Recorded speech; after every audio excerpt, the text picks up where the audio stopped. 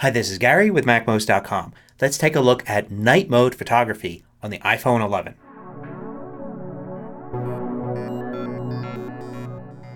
MacMost is brought to you thanks to a great group of supporters. Go to MacMost.com/Patreon. There you could read more about it, join us, and get exclusive content. So I've been posting some night mode photos from my iPhone 11 Pro to the MacMost Instagram account, and people have really liked how these photos look. I do too. Let's take a look at how night mode works. So here I am in a dark room and I'm going to take a photo here in the corner, and there's definitely not enough light for a good photo. Night mode goes on automatically on the iPhone 11 and you'll see it at the top, or in this case the left side. It's this little crescent moon and it turns yellow and gives you a number of seconds next to it. And you can see it adjusting a little bit, the number of seconds as it tries to figure out the light, and I move the camera around. You can turn this off by tapping there and the yellow will go away and you end up with a little crescent moon and a white icon. You also get a slider on the right when you tap it, and that allows you to adjust the number of seconds it will take to get the photo. You can go to automatic, which is in the middle. You can move up to maximum, which will increase the number of seconds, meaning you have to hold the phone steady longer, or you can actually switch it all the way to off. Let me go and take this photo with night mode turned off to see what we get. Now let's move the slider back to the automatic setting, which in this case will be 3 seconds. And then we'll take the photo, and notice the photo slowly resolves over the 3 seconds and you get your result. Here you can compare the two photos. So the first part of night mode is the exposure, right? Taking a 3-second exposure with low light to get all the light out of it and create a nice image. However, that's not the real magic here. The real magic is stabilization, because you're not putting your iPhone on a tripod. That's typically how you would take long exposure photography. You put it on a tripod so the camera is completely stable. But when you're holding the phone, no matter how steady you are, it's not completely stable.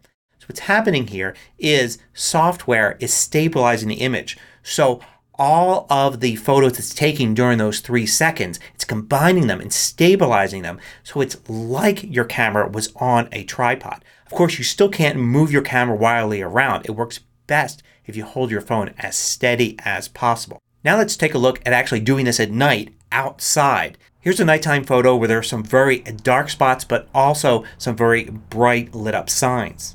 First, let's take a regular non-night mode photo for reference and we see what we get. And the iPhone doesn't do bad at all. There's plenty of light here in the street even though it's at night. Now let's try taking it in night mode. It's going to recommend a 1-second exposure, so we'll just do that. And here is the result. The result is definitely a little bit better. Alright, so we have a long exposure, we have image stabilization. But there's also something else, because if you try to take a picture where there are things moving, like for instance headlights of cars, a long exposure and image stabilization is just going to get you streaks where those lights move over the course of those few seconds. But night mode is going to do better than that, because it's putting together several images and it's figuring out the best parts of those images to use. So instead of the car headlights streaking across the picture, they're actually going to appear right where they are at the beginning of the photo.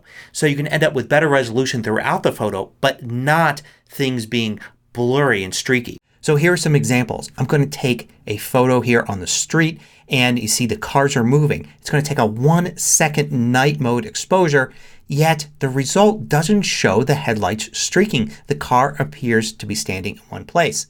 Here it is again and you see the result's going to be pretty much the same. The car seems to be stable even though the exposure would suggest that it moves across over the course of that 1 second. Here I'll even try increasing the exposure to 2 seconds to the maximum.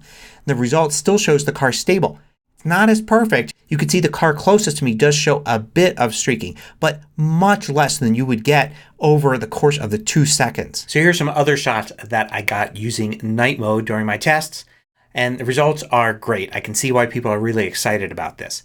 I think one of the best things about night mode is it just works automatically. It's not something you need to switch on and think about in advance. It just comes on when the conditions are basically too bad to take a decent photo otherwise, and you end up capturing something really good when otherwise you would have gotten pretty much nothing. So if you just got a new iPhone 11 or 11 Pro, give night mode a try tonight.